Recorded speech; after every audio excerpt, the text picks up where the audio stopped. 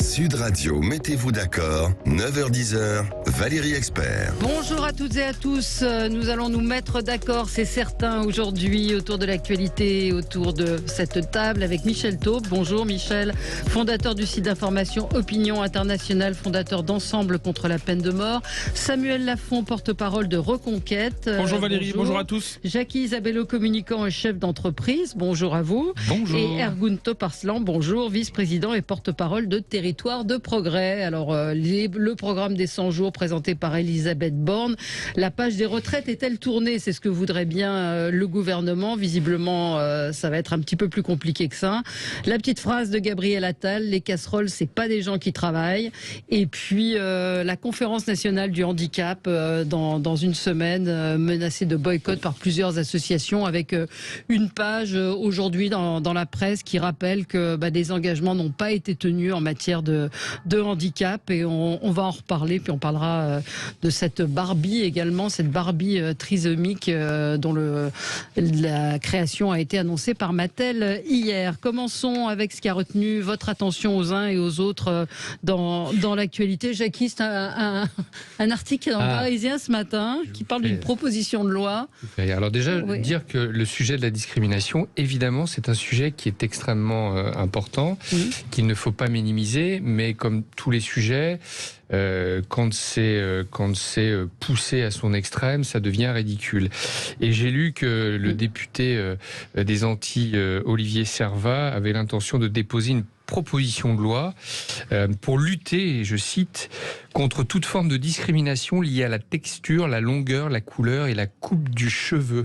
Voilà. Donc depuis Max Planck, on a découvert qu'effectivement la physique quantique nous projetait dans l'infiniment petit.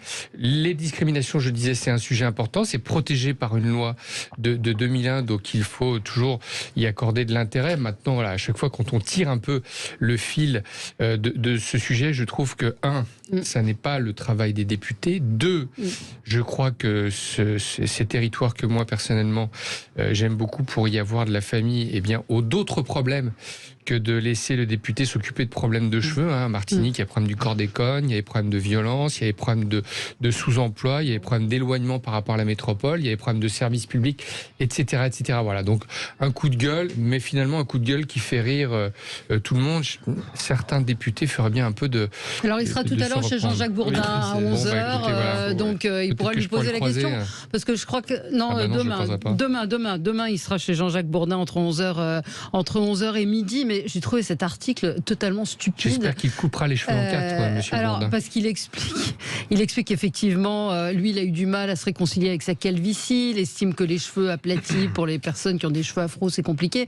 Mais on nous explique dans le même temps que les blondes sont discriminées, elles aussi, parce qu'on les juge idiotes. Bien sûr.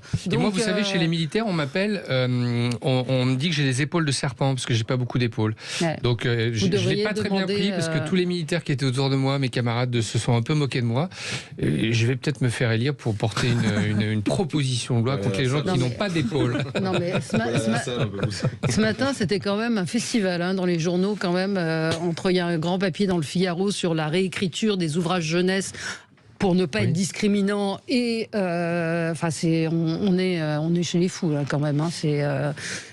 Donc ce papier est d'une stupidité. Donc je ne sais pas. J'espère que Jean-Jacques Bourdin demain verra avec ce député le fondement de cette proposition de loi. Quand on voit que la première cause de discrimination, et on en parlera, c'est le handicap. Avant la religion, c'est le handicap, la première cause même le léger handicap. Vous mettez sur un CV, c'est ce que dit Jean-François Amadieu, qui est spécialiste du recrutement, le handicap. Et le handicap, aujourd'hui, on est à la bourre. Donc on en reparlera tout à l'heure. Samuel Lafont, c'est un coup de cœur. Oui, un coup de cœur pour tous les Français qui se mobilisent sur le sujet de l'IA, de l'intelligence artificielle de manière générale. Pourquoi ? Parce que on voit le sujet arriver comme peut-être une révolution, quelque chose d'incroyable dans le monde entier, et en France notamment. On ne veut pas laisser passer le train. Ouais. Les Français sont au courant du fait que on avait le Minitel, on avait développé des choses performantes qui n'ont pas eu un succès mondial et que finalement, eh bien, on peut être à la traîne sur de nombreux sujets et notamment sur le sujet technologique. Et pourquoi je fais ce coup de cœur ? Eh bien, parce que je remarque évidemment il y a des professionnels, évidemment il y a des influenceurs, évidemment il y a des spécialistes du e-commerce qui s'intéressent au sujet, parce que ça va tout directement, mais qu'on a de très nombreux Français qui savent que la plupart des outils sont gratuits, qui peuvent tester notamment l'intelligence artificielle générative, donc pour la création d'images ou la création de texte. Et c'est très bien parce que ça permet à un maximum de gens de s'habituer aux produits, d'avoir des idées entrepreneuriales. Et notamment hier, on a lancé sur Twitter un mardi IA, donc un nouveau hashtag qui permet, j'ai décidé de le lancer pour faire en sorte que tout le monde puisse discuter en français chaque mardi du sujet. Vous savez, sur Twitter, on a le lundi Monday Motivation, on a le jeudi photo, le vendredi lecture. Et bien maintenant, le mardi, ce sera mardi IA. Et on a en France l'opportunité de créer des entreprises, d'améliorer notre quotidien. En fait, on voit que c'est un spectre immense dont on ne connaît pas encore les limites avec l'intelligence artificielle. Et donc, il faut en profiter dès maintenant. Et pour en profiter, il faut absolument qu'on saisisse ce sujet, qu'on s'intéresse tous à notre niveau. Et encore une fois, je le répète, on n'a pas besoin d'être spécialiste de l'informatique. On peut tester de nombreux sujets, ça va nous donner des idées. Et on sait que une partie de notre vie, une partie des boulots peuvent être chamboulés et il faut s'intéresser tout de suite. Oui, absolument. L'intelligence artificielle, vous y êtes penchés les uns et les autres? Oui, je l'ai même utilisé pour le travail. C'est vrai. On n'a rien caché si mes patrons l'entendent.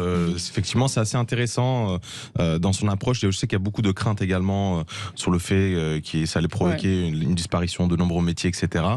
Mais de l'autre côté, on a du mal à estimer le nombre de métiers que cela va créer. Donc voilà, comme tout progrès technologique, une certaine opportunité, mais également peut-être des risques que cela peut engendrer.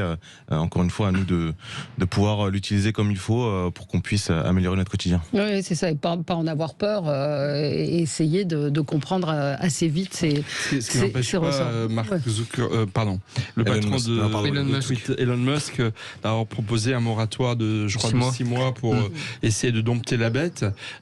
C'est vrai que les Européens, il y a une phrase qui disait les Américains ont Google, les Chinois ont excusez-moi, j'ai du mal avec les noms, et nous on n'a que le RGPD, c'est-à-dire des règles éthiques et juridiques pour essayer d'encadrer l'usage de tous ces outils que les Américains et les Chinois nous proposent, nous imposent, etc. Mais c'est vrai que sur l'intelligence artificielle, c'est un Eldorado. Il y a des opportunités extraordinaires d'investissement. Après, il ne faut pas non plus que tous ces outils remplacent l'homme. Non. Parce que fondamentalement, c'est quand même aussi la tentation qu'ont, je pense, certains acteurs, d'abord de l'IA, et ensuite, je voudrais aussi dire que beaucoup de politiques sont complètement démunis par manque de compétences techniques sur l'IA, d'appréhension. Ils sont très très peu, par exemple à l'Assemblée nationale, à reconnaître, comprendre ces enjeux. Et je trouve ça extrêmement inquiétant parce que quand même, il y a des enjeux de gouvernance et de technologie, de maîtrise des technologies très importants. Oui, il y avait eu un sujet dans le quotidien qui était assez drôle où ils étaient allés à la rencontre des sénateurs. C'était ils auraient fait un peu caricatural, voilà. C'était un peu caricatural, mais c'était assez représentatif. Alors, il faut voir qu'Elon Musk, en même temps, a investi énormément pour développer lui-même une intelligence artificielle et qu'il était avec Sam Altman au début, à l'origine d'OpenAI. Le fait est qu'effectivement, ça pourrait créer de nombreux boulots, de nombreux emplois, et que pour l'instant, très clairement, on est très très loin d'avoir une machine qui remplace l'homme. En revanche, ça peut vraiment nous aider pour des choses qui sont rébarbatives, et notamment en tout ce qui concerne la créativité. Bien sûr. Alors les Français sont pas mauvais là-dessus, hein. Autant sur tout un tas de sujets, on a vraiment raté le train, autant sur le sujet de ces intelligences génératives, on n'est pas mauvais. Déjà, parce qu'on a beaucoup de très bons matheux. 2, que ça fait très longtemps en traitement du langage naturel qu'on a appréhendé la complexité du français. L'anglais est beaucoup plus facile à traiter d'un point de vue de l'intelligence artificielle que le français, donc ça c'est un point. Et puis pour répondre à Michel, on peut avoir l'intelligence artificielle et le RGPD. Les Italiens d'ailleurs ont, sous prétexte du RGPD, décidé de regarder ce qui pourrait clocher dans l'application, dans l'utilisation systématique de ChatGPT, et ils ont décidé pour l'instant de l'interdire tant que ChatGPT ne respectera pas 4 règles du RGPD qui sont liés à la collecte d'informations sans que les gens... c'est la Règlement général de protection des données. Voilà. Les Français et les Européens sous la férule attentive de Thierry Breton sont très en avance parce que les Américains mettent à disposition leur technologie et puis ils nous pillent nos données. Les données, c'est l'or numérique des gens et bon, voilà, on peut Alors, il y a un prendre nos chercheur données. français Les qui a gens écrit soient un livre très conscients. intéressant, je pense, pour donner résonance à ça, c'est la Junk Tech. C'est Jean-Marc Bailly, il avait écrit un livre comme quoi la Silicon Valley avait pris de l'avance, mais c'était surtout sur le marketing en termes de technologie et des technologies de base de ces nouvelles technologies. C'est beaucoup d'entreprises et de chercheurs français qui alimentent ça. Le problème qu'on a aussi, c'est par contre la fuite de nos cerveaux. Le patron d'IA à Facebook, c'est un Français. Donc, voilà. Mais puisque c'est le porte-parole de Reconquête qui pousse l'IA, moi je voudrais quand même dire que tous ces outils, l'intelligence artificielle, sont loin d'être neutres sur les enjeux de valeur. Je me suis amusé à faire un édito il y a quelques jours en posant 2 questions à ChatGPT. Est-ce que vous êtes fier ? Est-ce qu'on peut être fier d'être noir ? Et ensuite, est-ce qu'on peut être fier d'être blanc ? Et les réponses de ChatGPT que j'ai publiées étaient sidérantes. Parce que grosso modo, à la première question, la réponse était oui. Et à la deuxième question, il y avait tout un discours sur les enjeux. Attention à ce que l'identité ne soit pas quelque chose qui... Donc si vous voulez, raciste moi, question posée à ChatGPT, franchement, c'est quand même loin d'être neutre, objectif, etc. Donc, il faut quand même être conscient des outils. Et là, c'est la matière, Michel. Qui se déversent. Non, mais sur nos vies. C'est un peu comme quand on dit le vin, c'est bien ou c'est pas bien. Si on se bourre la gueule tous les jours, c'est pas bien. C'est pas tout à fait si on fait la fête, c'est pareil parce que la mécanique mathématique qui permet d'accélérer. Aujourd'hui, depuis que Leibniz a décidé de transformer la force de l'homme finalement en équivalent travail avec d'autres, on s'est aperçu aujourd'hui que chaque jour, on utilise 400 esclaves technologiques. La machine à laver, l'ascenseur, le micro, la régie pour Valérie, etc., etc. ChatGPT est un autre de ces esclaves technologiques. Mais je parle pas de ça. Et donc, comme le disaient les Grecs, dans le pharmacone, il y a le bon et le mauvais. Et après, la matière qu'utilise l'intelligence artificielle, du mal, qui n'est que le reflet finalement de ce que les gens publient, parce que la base, oui, elle a été faite par l'humain. Et donc, ça reflète les traitements très spécifiques. Bon, il faut qu'on marque une pause, 9h14 sur Sud Radio. Voilà, mais ça fait débat. Et on se retrouve dans un instant sur Sud Radio.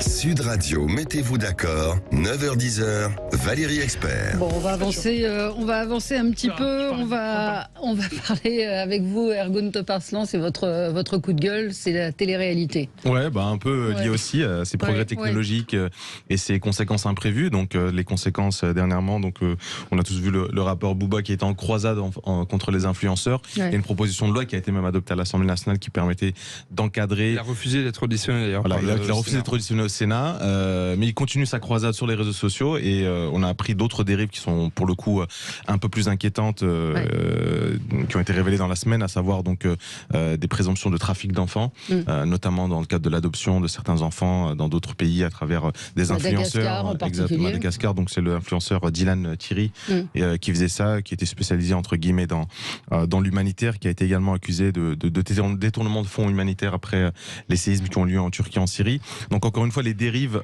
malheureusement de ce monde technologique ouvert à tous et qui donnait un certain pouvoir à certaines personnes et surtout un pouvoir d'influencer. Et on voit encore une fois que ces progrès technologiques ont nécessité d'être un minimum régulés pour pouvoir en avoir encore une fois une bonne application dans le quotidien de chacun de nos concitoyens. Oui, c'est compliqué.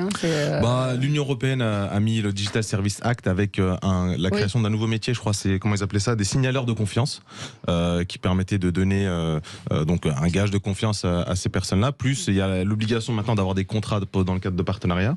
Il y a des agences qui font ça très bien. L'agence Follow, par exemple à Paris, qui est vraiment spécialisée là-dessus dans la contractualisation de partenariats pour accompagner les influenceurs. Mais la réalité, c'est qu'il y a aussi beaucoup de personnes qui vont du coup perdre pas mal de revenus à force de vendre tout et n'importe quoi, de la chirurgie esthétique aux outils technologiques, des cryptoactifs. On a effectivement le cas aussi de Kev Adams qui a été accusé notamment dans le cadre Bon, le nom a été abusé. A été abusé un petit peu. On ne connaît pas l'histoire. C'est ce qu'il dit. Oui, c'est ce qu'il dit, mais on ne connaît pas l'histoire. Je veux dire, vous prêtez votre nom à quelqu'un qui est à Dubaï et qui, en gros, vous demande de monter une pyramide de Ponzi. C'était un petit peu, ça ressemble un peu à ça. Attendons de voir. Il a des espoirs de gains un peu trop importants. Honnêtement, ce qui se passe, c'est qu'on a sur Internet des influenceurs, notamment sur YouTube, Instagram, sur d'autres réseaux et notamment TikTok aussi, mais sur YouTube et sur Instagram, que beaucoup de politiques se sont désintéressés du sujet pendant longtemps, qui n'ont pas vu qu'en fait, c'était clairement un nouveau marché. Et en fait, comme tout nouveau marché, au début, quand il n'y a pas d'encadrement, systématiquement, il y a des dérives. Il y a plein de gens qui sont, l'essentiel des gens, qui ont l'influence. Vous avez des influenceurs sur tous les sujets. En tout de suite, c'est très intéressant pour apprendre sur l'informatique, sur le jardinage, sur le bricolage, on voit vraiment sur tous les sujets. Et il y a quelques personnes qui ont abusé, qui se sont rendu compte qu'en fait, vu le nombre de personnes qu'elles pouvaient toucher, elles pouvaient vendre des choses, faire une énorme marge, voire participer à des arnaques. Mais il ne faut pas voir seulement le côté, j'entends le côté négatif, mais il faut voir aussi que ça a permis à plein de gens de s'intéresser à de nombreux sujets et puis, de manière générale, à entrer en contact, développer de nouvelles passions. Non, mais ce qui est intéressant, c'est ce que vous évoquiez sur le règlement européen du Digital Service Act. Un auditeur m'envoie cela, Stéphane, je le remercie, le gouvernement réfléchirait, alors je pense que ça doit se faire au niveau européen, d'instaurer un bannissement numérique pour les personnes condamnées pour cyberharcèlement. Mais ça pourrait être... Et puis peut-être un petit mot sur un sujet qui est parfois controversé, de dire que le duc, qui n'acceptera jamais d'être auditionné par qui que ce soit, donc je parle de Booba, soulignons que voilà, quand il fait le blaireau avec Caris à Orly ou à Roissy, franchement, c'est pas à la hauteur de ce qu'il est capable de faire. Quand il met sa notoriété au service de causes sociétales comme ça, parce que nos jeunes sont vraiment très présents sur les réseaux, et d'avoir alerté sur le fait que des influx voleurs abusaient de leur confiance, je trouve qu'il met sa notoriété et il met sa puissance de communication au service de causes qui sont des causes qui ont donné une loi, avec donc sur des causes aussi très positives, sur le fait que par ailleurs, voilà, Booba peut, ça c'est autre chose. Après, chacun a son avis sur le type qui est quand même aujourd'hui dans certaines facultés, voilà, on étudie ces textes comme hier, on disait que les impressionnistes étaient sans doute des artistes de talent. Je sais que tout le monde ne sera pas d'accord. Sur le cyberharcèlement, le souci, c'est que la plupart du temps, on a affaire à des délits. Et donc on nous parle souvent de cybercriminalité, trafic de drogue en ligne et compagnie, sauf que le cyberharcèlement, ce sont des délits. Et qu'effectivement, on a l'impression que l'État n'a pas mis les moyens depuis des années et n'a pas pris conscience du fait qu'il y a des menaces de mort en ligne, qu'il y a du harcèlement, qu'il y a des vidéos personnelles qui sont diffusées pour nuire à des personnes ou faire du chantage. Et effectivement, pour lutter contre ça, ce ne sont pas des policiers spécialistes de la cybercriminalité, mais des brigades qui doivent être, des services doivent être mis en place. Spécifiques de policiers qui connaissent le sujet, parce qu'il faut connaître le sujet. Un policier ne peut pas connaître tous les domaines. Il faut connaître le sujet. Il faut avoir les moyens d'investiguer. C'est un peu ça. Voilà, avoir accès aux différentes personnes. Moi, pour une anecdote, c'est arrivé que je repère sur Twitter des menaces terroristes, djihadistes, en fait, de djihadistes qui brûlent un drapeau. Les policiers, à ce moment-là, quand vous signalez la vidéo, ils vous appellent. Ils vous appellent parce que c'est la cybercriminalité. Mais surtout le cyberharcèlement, en fait, il n'y a pas. Il n'y a pas, et malheureusement, les parents le remarquent aussi, parce que quand c'est leur enfant qui se fait harceler, souvent ils sont démunis. Stéphane nous dit, non mais sérieux, Booba, lol, c'est Al Capone contre les bandits, c'est le plus gros influenceur et c'est lui qui est le chevalier blanc. C'est pas faux. Il n'a jamais fait du trafic d'enfants. C'est un peu... Michel, un mot dernier. Non, mais je crois que Booba avait dit que voir ses enfants grandir lui avait ouvert les yeux sur beaucoup de menaces qu'il y a sur...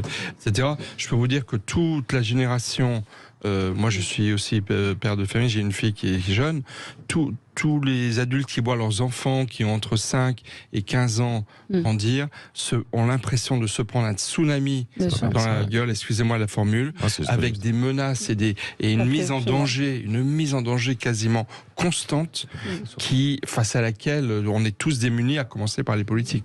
Il y a un groupe de travail d'ailleurs à l'Assemblée nationale mis en place par le député insoumis, mais néanmoins je trouve très ouvert d'esprit sur beaucoup de questions, Rodrigo Arenas, sur les enfants et les écrans, qui a l'initiative de 9 députés de tous les bords politiques. Et c'est une très bonne chose. Vous vouliez parler de Mayotte, Michel ? Et oui, parce que comme j'ai vu que c'était pas le sujet du jour, je me dis quand même... Mais on en a beaucoup parlé hier. On en a beaucoup parlé hier. Alors, je vais aller très vite. En fait, je vais prendre un angle très précis. il y a le député vice-président divers centres du conseil départemental de Mayotte et qui a déclaré qu'il fallait peut-être tuer les jeunes immigrés délinquants de Mayotte. Alors ensuite, il est revenu sur ses propos. Tout à fait. Mais j'aimerais le rapprocher des propos également de Madame Youssoufa, députée également de Mayotte. Et en fait, pour souligner la chose suivante, c'est que la situation est tellement grave à Mayotte que vous avez des députés centristes, modérés, qui sont complètement aux abois, qui ne savent plus quoi faire et qui donc du coup emploient des termes d'une violence hallucinante, alors qu'encore une fois ce sont des personnes d'habitude extrêmement modérées. Ceci pour dire que évidemment la cocotte minute qui est en train d'exploser à Mayotte, enfin la situation est gravissime. Alors évidemment ce qui se passe là-bas c'est pas du tout la même chose qu'en métropole, mais quand même ça doit nous alerter sur qu'est-ce qui risquerait d'arriver si on ne fait pas très attention. Et moi, je voulais le rapprocher d'un autre fait qui s'est passé en Europe, dont on a très peu parlé. L'Italie a déclaré l'état d'urgence il y a moins d'une semaine par rapport à la vague d'immigrés clandestins qui sont arrivés du sud de la Méditerranée, parce qu'elle a brusquement, très fortement augmenté. Et en fait, la principale leçon de Mayotte, c'est que véritablement, on est coincé. Parce qu'on ne va pas pouvoir les expulser. La réalité, c'est que les Comores ont dit non et ils diront non.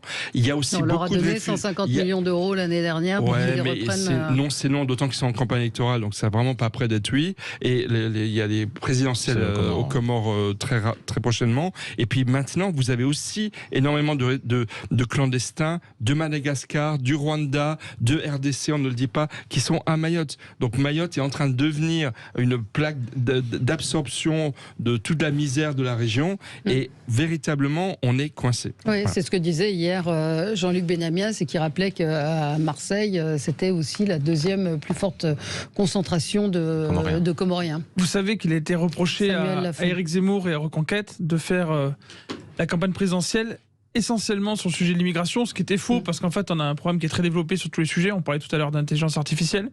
Le fait est que Éric Zemmour avait raison et qu'il a toujours raison là-dessus, c'est qu'on a face à l'immigration massive un très grand défi à relever, que beaucoup le nient ou le. Mais il ferait quoi Éric Zemmour à Mayotte? Très concrètement, on a un sujet.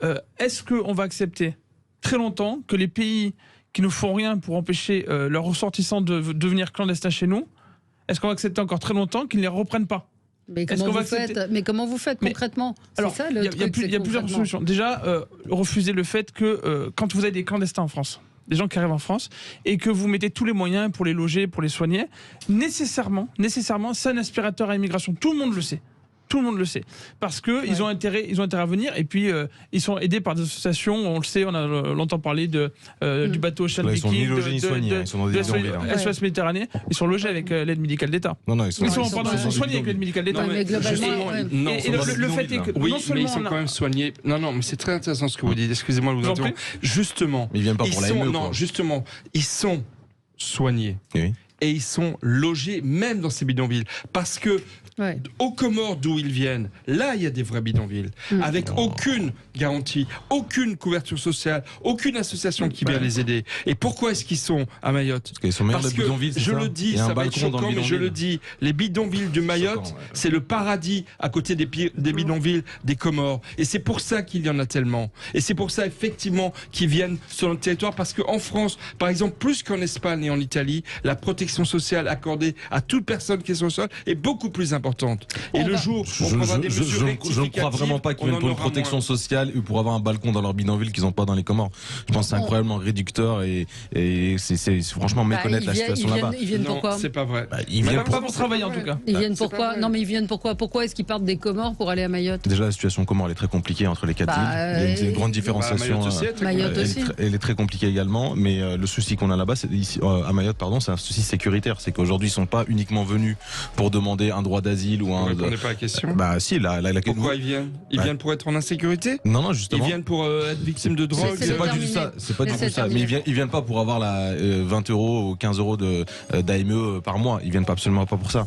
Pour sortir de leur situation qu'ils ont dans les Comores et pour avoir un accès aussi à des droits qu'ils n'auraient pas là-bas, c'est tout. Mais c'est pas dire qu'il y a une concurrence entre la qualité des bidonvilles à Mayotte et là-bas, non, mais ils ont des avantages certains en ayant des enfants sur le sol de Mayotte plutôt qu'aux Comores. On va y revenir, c'est intéressant, tout de suite. Sud Radio, mettez-vous d'accord, 9h-10h, Valérie Expert. On va parler des 100 jours d'Elisabeth Borne. Vous vouliez juste ajouter un mot, Samuel Lafont, sur Mayotte? Pour tout ce qui concerne l'immigration massive et ce qui concerne en particulier l'immigration clandestine, donc il y a l'immigration légale et l'immigration illégale, il faut toujours se poser la question suivante. Pourquoi les gens viennent? On la pose trop peu. On sait très bien pourtant que la plupart des immigrés... C'est aussi pour fuir parfois des zones de guerre. On pense à l'Afghanistan, aux Kurdes. J'allais poser la question, vous la posez vous-même. Ouais. Est-ce que la France et est-ce que l'Europe ont vocation à accueillir tous les gens sur cette planète qui ont des problèmes dans leur pays? La réalité, c'est que c'est impossible matériellement. Et que ceux qui se voilent la face sur ce sujet-là mettent les Français et les Européens en danger, parce que ça va créer des situations, si on continue dans ce sens-là, des situations insoutenables.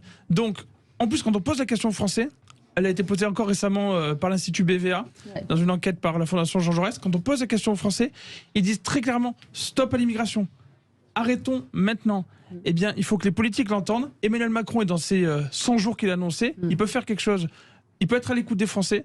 Il peut notamment prendre des grandes mesures contre l'immigration. Mais quoi? Comment vous faites pour empêcher l'immigration clandestine? Déjà supprimer. Il y a une nouvelle immigration qui va arriver, écologique aussi. Supprimer l'ensemble des effets aspirateurs d'immigration, qui sont les aides automatiques quand on arrive en France, qui correspondent à un niveau de vie bien supérieur. Le droit d'asile, vous le gardez ou pas? Mais le droit d'asile, c'est une vraie question sur le droit d'asile, justement. Vraiment, ce droit d'asile, il a été déformé complètement, le droit d'asile. Ah oui, d'accord. On en a parlé pendant la campagne. Mais attendez, comment vous expliquez que je viens de vérifier parce que j'avais un doute. Comment vous expliquez que le deuxième contingent de demandeurs d'asile en France sont des Ivoiriens qui viennent de Côte d'Ivoire?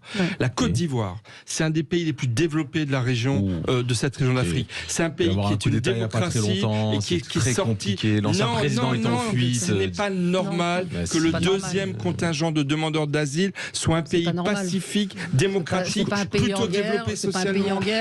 Il y a que j'ai vraiment étudié de près, il n'y a que les homosexuels qui sont éventuellement en danger dans ce pays-là. Éventuellement, je dis bien, parce que là aussi, la justice ivoirienne, c'est pas et de loin la pire que des pays voisins comme le Nigeria. Donc, il n'y a aucune raison. Il n'y a aucune raison d'accorder le droit d'asile à un Ivoirien. Je sais pas si vous vous souvenez, c'est même Didier Drogba qui est intervenu. En 99, donc déjà, vous libérer 10 000 ou 15 000 places. Mais voilà, le président, il est non. Enfin, il a été. Vous avez un président qui a de l'argent, qui est. Enfin, je veux dire, c'est l'Afrique, parlons-en. Et le deuxième contingent, c'est des Afghans. Et j'aimerais bien que tous les Afghans présents sur le sol européen soient des Afghanes. Là, ça aurait du sens. C'est les Afghans ou les Ivoiriens en France, du coup? Les Ivoiriens. Le premier, c'est les Afghans. Les Ivoiriens. C'est une question, genre. Les premiers sont les Ivoiriens et ensuite les Afghans. En tout cas, il faut toujours poser la question au début. Pourquoi est-ce que les gens viennent? Et quelles sont les limites? Si on ne pose pas les limites, en fait, c'est sans fin. Et les Français, de toute manière, se sont bien rendus compte de la situation, puisque quand on leur pose la question, et notamment, je reviens sur l'enquête BVA pour la Fondation Jean Jaurès, 48% des sympathisants de gauche, 48% des sympathisants de gauche disent stop à l'immigration. C'est plus 20 points. Plus 20 points en 5 ans. Mais il n'y a pas d'aide systématique qui est faite quand vous arrivez en France. Genre, beaucoup se retrouvent à la rue, dans des tentes. Alors pas tous. Donc si on a bien vu qu'il y en a qui sont logés à l'hôtel. Alors évidemment, ils ne sont pas logés à l'hôtel d'où ils viennent.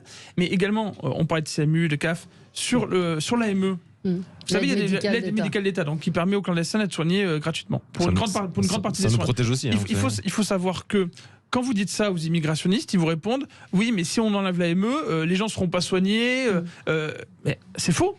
Avant l'AME, quand il y avait des personnes qui ne pouvaient pas se faire soigner, elles se faisaient soigner. Et j'ai même envie de dire, c'est une insulte à nos médecins français. Ça nous coûterait plus cher, vous savez très bien. Que de laisser croire que les médecins à l'hôpital laisseraient crever des gens devant l'hôpital. C'est tout à fait faux. Mais la réalité, c'est que l'AME, ça participe de l'aspiration de cette immigration massive de clandestins. On aurait dû laisser les sans vaccinés devant l'hôpital, mais bon, c'est allez, on va avancer. Vous n'avez rien dit. Jackie Isabello, ça vous inspirait pas? Non, mais bon, on va avancer. Revenons au programme des 100 jours qui doit être présenté en ce moment même par Elisabeth Borne. Programme des 100 jours, donc jusqu'au 14 juillet. Donc on imagine qu'il y aura un remaniement le 14 juillet, a priori.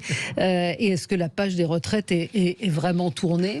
C'est peut-être un CDD renouvelable, puisqu'on a le droit de le faire une fois en France. Non, mais vous dites 100 jours, prévoir sur 100 jours, avec quels moyens d'action et quel... Alors vous avez vu, on n'a pas beaucoup d'infos. Ce qu'on sait, c'est que la Première ministre va annoncer ce matin sans doute les sujets sur lesquels elle va travailler, mais assurément, le président de la République, qui a déjà un peu dévoilé les sujets, va se réserver l'ensemble des annonces positives. Alors c'est inconfortable pour la Première ministre, parce que déjà la référence aux 100 jours, même s'il y en a plusieurs, bon, dans la tête des gens, ça s'est assez mal terminé. C'est vrai que les petits commentaires du président de la République, ici ou là, la concernant, la met dans une situation assez instable. Et puis après, de manière assez pratique, on a parlé de l'outil technologique, de l'outil immigration, on va parler de l'outil parlementaire.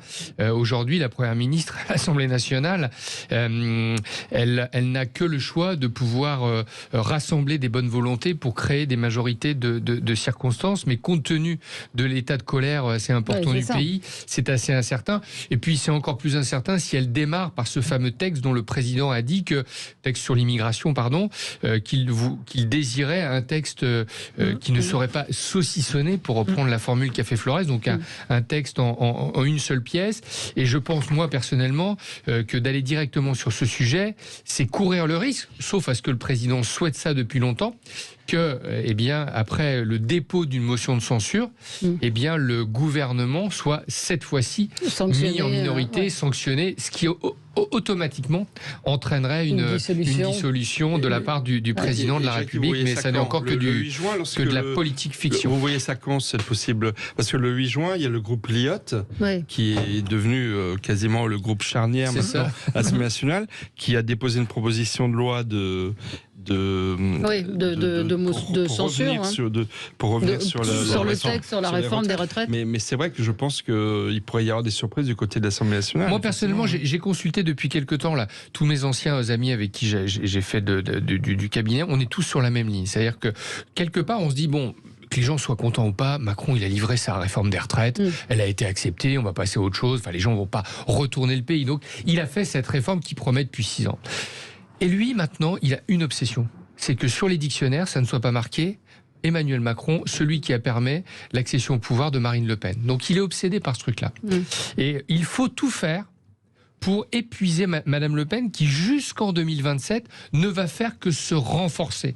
Et on voit bien qu'elle est capable de le faire sans rien dire, sans rien faire, parce que finalement c'est la seule chose qui n'a jamais été essayée. Et donc un des scénarios, c'est de se dire mettre en minorité les forces de la majorité pour être contraint de dissoudre, et que Marine Le Pen, qui sera sans doute mieux appréciée, même si elle l'a bien été en 2022 dans les urnes, soit contrainte de devenir Première ministre. Et vous savez très bien qu'il y a une malédiction du poste de Premier ministre, et qu'en situation de cohabitation, passer 3 ans ou 4 ans quand vous n'avez jamais exercé le pouvoir, eh bien vous finissez éreinté. Voilà.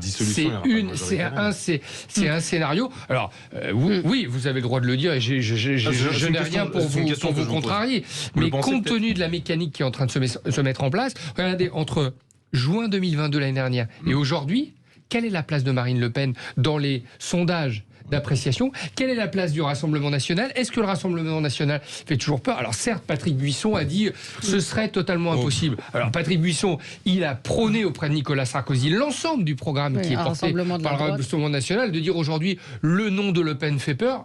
Honnêtement, en matière de sciences politiques, je trouve que c'est un peu court. Ouais, Samuel Lafont. Emmanuel Macron a les moyens en ce moment de parler à l'ensemble des Français. Mais d'abord, veut-il les écouter? Parce que c'est le premier sujet. Ce que reproche de nombreux Français à Emmanuel Macron et à son gouvernement, c'est le mépris. Et tant qu'il sera toujours aussi méprisant, naturellement, il sera pas écouté, parce qu'on a l'impression d'avoir en face de nous quelqu'un qui ne nous écoute pas et qui a raison sur tout. Ça, c'est le premier point. Deuxième point, Emmanuel Macron peut agir concrètement. Il y a 4 sujets sur lesquels il peut agir. Stopper l'immigration, mettre enfin fin à l'insécurité qui se développe dans notre pays. On parle de l'insécurité avec le cyberharcèlement, mais il y a l'insécurité dans la rue, concrètement, et les cambriolages, les agressions, les viols, etc., malheureusement, qui se multiplient. Il peut également baisser les impôts, parce que la charge fiscale aujourd'hui est délirante en France. Et lié à ça, les Français se demandent pourquoi est-ce qu'ils paient autant d'impôts, qu'est-ce qu'ils ont en face. Et la dette est délirante aussi. Les services publics. Ouais. Les services publics. Je pense que sa priorité devrait être les services publics. Alors, il a dévoilé il y a quelques jours quelques-uns des axes, le travail, la réindustrialisation, il y a de l'écologie, etc.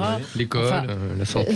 Cette phrase hier qu'on a commentée, en avoir pour mes impôts, qui est d'une trivialité absolue, on n'en a pas effectivement pour nos impôts quand on voit l'état des services publics aujourd'hui. On le répète tous les jours, tout le temps. Oui, allez-y, Gunther. Non, c'est tout le sens que, en réalité, les Français ont besoin de comprendre. C'est-à-dire que nous, quand on n'a pas caché qu'on voulait faire la réforme des retraites. Après, on a, je pense, péché dans l'explication de celle-ci, puisqu'aujourd'hui, on se retrouvait avec une proposition dans le cadre de la campagne qui a été appréciée par certains, un peu moins par d'autres, et ça s'est retourné contre nous comme étant un étendard qui rassemblait un peu l'ensemble de l'opposition. Donc concrètement, on voit que l'opinion a évolué là-dessus, et aujourd'hui, ils ont besoin d'avoir un rapport au travail, d'avoir un rapport au service public qui est différent. Nous, quand on leur expliquait qu'il fallait qu'on fasse la réforme des retraites parce que le système était en déficit et qu'on avait besoin d'équilibrer nos comptes pour pouvoir faire perdurer notre système de sécurité sociale, améliorer l'école, améliorer l'hôpital, ça ne marchait plus. Donc on voyait qu'il fallait aussi une phase de pédagogie un peu plus poussée pour expliquer le sens de cette démarche-là. 2 ans, c'est-à-dire qu'on ne peut pas d'un côté vouloir plus de services publics et être contre l'équilibre de nos comptes. C'est compliqué. Pour une raison simple. C'est la gestion. Moins d'État, des priorités ils veulent plus d'État d'un côté et plus de dépenses de l'autre côté. En fait, c'est le tonneau aujourd'hui, l'État et les collectivités, c'est le tonneau des Danaïdes. L'argent est gaspillé. Les Français se rendent bien compte. On sait qu'à dépenses égales, typiquement, si on prend une comparaison qu'on aime bien faire en France avec l'Allemagne, eh bien, on est moins performant sur le service public. Donc les Français, heureusement qu'on se pose la question enfin, parce que moi j'en ai assez. J'ai entendu pendant des années des gens dire je suis content de payer autant d'impôts, ça veut dire que je gagne bien ma vie. Non, la réalité c'est pas ça. La réalité c'est que si vous payez des impôts, ils doivent servir à quelque chose. Et donc, il faut couper les pertes. Et c'est aussi pour ça qu'une partie des Français... On va y revenir. Que doit être le programme d'Elisabeth Borne pour ses 100 jours? Quelle priorité? À tout de suite. Sud Radio, mettez-vous d'accord, 9h-10h, Valérie Expert. Quelques mots encore sur le programme des 100 jours présenté par Elisabeth Borne. On ne vous a pas entendu, Michel Taub, sur le sujet? En fait, je trouve qu'Emmanuel Macron joue un peu avec Elisabeth Borne et à travers elle avec les Français. En fait, il fait un discours, une allocution aux Français il y a 10 jours, 15 jours, de 15 minutes, où il dit, grosso modo, Elisabeth Borne va présenter dans quelques jours les grandes lignes de ces 100 jours à venir. Et puis il intercale une multitude de visites de terrain dans lesquelles il fait des annonces, et il fait une grande interview dans Le Parisien qui est vraiment intéressante, qu'il faut vraiment lire. En plus, il répond à des Français, à 11 Français, dans lequel, grosso modo, il annonce encore plus de choses. Et du coup, ça démonétise complètement Elisabeth Borne. Et je trouve que plus que jamais, il prend la Première ministre pour son principal collaborateur. Et je trouve cela quand même assez insupportable. Alors évidemment, il y a une ambiguïté dans la Ve République entre le président de la République et le gouvernement qui est censé définir la politique de la nation. Mais là, franchement, il en abuse. Et en fait, tout cela, c'est fait pour gagner du temps. C'est fait pour... Parce que beaucoup ont compris aussi que les 100 jours, c'était en 100 jours, on va régler tous les problèmes des Français. Non, c'est on se donne 100 jours pour redéfinir des lignes directrices qui pourraient inspirer un reste de quinquennat, c'est-à-dire 4 années, sans qu'on ait les moyens de les mettre en œuvre puisqu'on n'a plus de majorité au Parlement. Franchement, on est dans une impasse. La réalité, c'est qu'on est dans une impasse et que le président de la République veut tout faire pour gagner du temps, premièrement, et deuxièmement, tout ramener à lui. C'est comme ça qu'il avait trouvé la sortie de la crise des Gilets jaunes en organisant ce méga grand débat qui était en fait un one-man show du chef de l'État face à des élus et quelques Français. Et là, il nous refait le coup en faisant des sorties hyper personnalisées, alors que normalement, il est censé y avoir une première ministre. Il a dit qu'il allait se réengager dans le débat politique et qu'il n'avait pas assez mouillé la chemise. Non, après moi, contrairement, je trouve que la séquence, la façon dont elle a été présentée est plutôt bonne, et dans le rôle du président de la République, il donne des axes, il donne des grands chantiers, et ensuite c'est au gouvernement d'aller trouver une organisation politique qui permettrait d'avoir des majorités pour la mettre en œuvre. Et c'est là le vrai enjeu. C'est vrai qu'il y a des sujets qui sont peut-être un peu plus clivants que d'autres, qui sont prévus dans les 100 prochains jours, mais à chaque fois, le président de la République, et en tout cas Emmanuel Macron, y compris en campagne, il a toujours eu cette préférence d'aller directement, et d'ailleurs c'est ce qui a été dans son déplacement en Alsace et autres, au contact des Français et des élus. Je pense que c'est important aussi ce rapprochement avec les corps intermédiaires, si je peux me permettre de le dire comme ça, avec les élus locaux et les maires, qui je pense ont été un petit peu oubliés lors de la première partie. Emmanuel Macron, les corps intermédiaires, il les respecte, il les soigne, il les valorise. En se déplaçant sur place, on en les rencontrait plus, je pense que c'est important. Ou quoi Hier, à Vendôme, ils étaient là, complètement isolés, à l'attendre à 500 mètres de citoyens qui... Franchement, c'est un des grands échecs du président de la République. Le déplacement en Alsace ? Qu'est-ce qu'il a fait en Alsace? Il a rencontré des élus, il a rencontré la population. Parfois c'était un peu tendu, mais il a été au contact. Là, on parle beaucoup du défi pour Emmanuel Macron et Elisabeth Borne de trouver des majorités à l'Assemblée. Mais pour trouver des majorités sur des différents textes, il faut d'abord qu'il soit acceptable pour les différents groupes politiques de s'associer d'une manière ou d'une autre à Emmanuel Macron. Et le fait est que le principal souci d'Emmanuel Macron aujourd'hui, c'est pas un souci de sujet politique en particulier. On parlait d'immigration, insécurité, baisse des impôts, etc. C'est d'abord un souci comportemental. Et c'est ce que les Français lui reprochent. C'est d'abord son mépris. Il avait pourtant eu une alerte, je le rappelle, lors de la crise des Gilets jaunes. Parce que les Gilets jaunes, ils ont dit deux choses. Ils ont dit, on n'arrive plus à vivre du fruit de notre travail. Et également, on est les oubliés en France. Et là, Emmanuel Macron continue. C'est d'une certaine manière, en fait, vous n'êtes pas tant oublié que ça, on s'occupe de vous. Et si, et en plus, on vous méprise pas. Mais si, en fait, vous méprisez les Français. C'est un peu différent des Gilets jaunes. Et donc, parce que là, pour le coup, on a un retour des syndicats. Et je pense qu'il va y avoir un retour du dialogue social qui doit être un peu plus important. Je voudrais qu'on parle du handicap. Donc, ce matin, on a appris qu'un certain nombre d'associations boycottaient une rencontre qui doit avoir lieu à l'Élysée. 6e conférence nationale du handicap, 70 mesures fortes qui vont déterminer les politiques du handicap dans les 70 années à venir. Et ce matin, je suis tombée sur cette page, je crois que c'est dans le Parisien, de l'Association des paralysés de France. Monsieur le Président, mesdames, messieurs les élus, à quoi servent les lois si elles ne sont pas appliquées 18 ans après la loi pour l'égalité des droits et des chances? La France n'est toujours pas accessible aux personnes en situation de handicap. On parle de voirie, on parle de transport, on parle d'accès aux bâtiments privés et publics, les commerces, les logements, il y a quand même eu des progrès, mais c'est vrai que le nombre d'enfants qui ne sont pas aujourd'hui accueillis dans les classes quand ils sont en situation de handicap, il n'y a pas de chantier, il n'y a pas de volonté aujourd'hui. Alors on entend qu'ils vont rembourser les fauteuils roulants. Alors qui va avoir droit aux fauteuils électriques dernière génération ou aux autres? 70 mesures fortes, commençons par appliquer ce qui aurait dû être fait depuis 15 ans. Vous voyez, là où je trouve intéressant ce qu'a fait Madame Abdul Malak lors de la cérémonie des Molières, parce que c'est bien d'aller faire des reproches, mais la culture a quand même été énormément soutenue, les commerçants le reconnaissent, qu'ils ont été soutenus.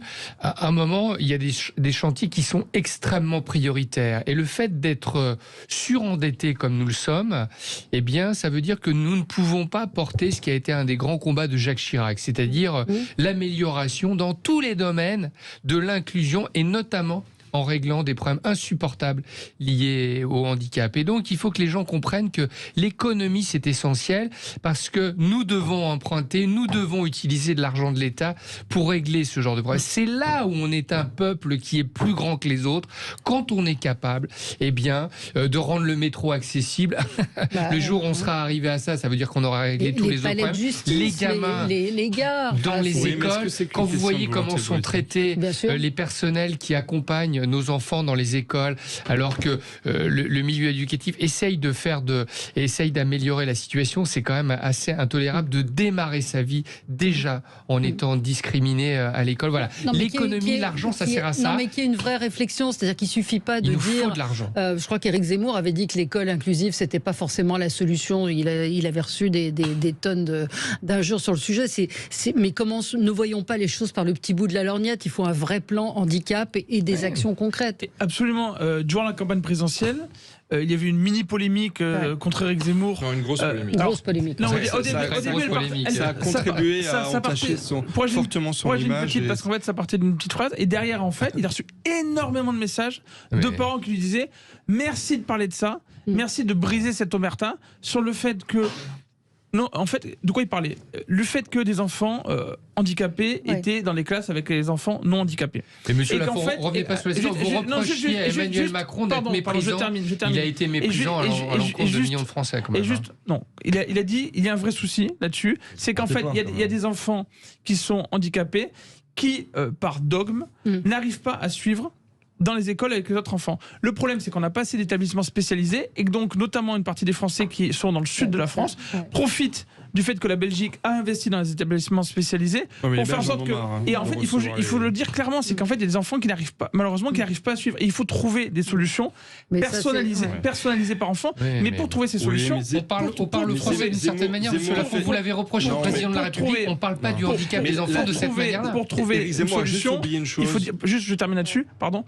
Pour trouver une solution, il faut qu'on pose clairement le problème. Et on sait qu'il y a plusieurs problèmes. Il y a un souci pour les parents de mettre leurs enfants à l'école et trouver une école dans laquelle leurs enfants sont véritablement aidés. Et il y a également le statut des aidants dont on parle souvent. C'est que les gens qui ne sont pas au fait du handicap ne se rendent pas forcément compte, et notamment parmi les élus, que s'occuper de quelqu'un qui est handicapé, d'aider une personne handicapée, ça prend beaucoup de temps et c'est normal d'y consacrer du temps. Il y a la question des enfants, mais il y a la question de la loi, des lois qui ont été passées pour favoriser l'accessibilité qui n'ont pas été appliquées, jamais. Mais moi, Alors, pour le coup, la dernière fois, j'avais pris un test, si vous voulez, Michel, là-dessus. Non, allez-y. La réalité, c'est que la mise en œuvre, son application est très compliquée parce que c'est un coût important, ne serait-ce que dans il y a des priorités dans la vie. Justement, il y a des priorités et dans le cadre du grand chantier pour l'école avec la rénovation des écoles primaires qui est prévue, il y aura obligatoirement, parce que c'est la loi qui nous l'impose, dans le cadre de réhabilitation des bâtiments publics et des bâtiments recevant du public, il y a l'obligation d'intégrer ces sujets liés à la mobilité des personnes qui sont en mobilité réduite. Et pas que d'ailleurs, c'est pas uniquement une accessibilité mobile, il faut également prévoir l'ensemble des accessibilités visuelles et auditives pour d'autres formes de handicap. Oui, mais ça coûte très cher.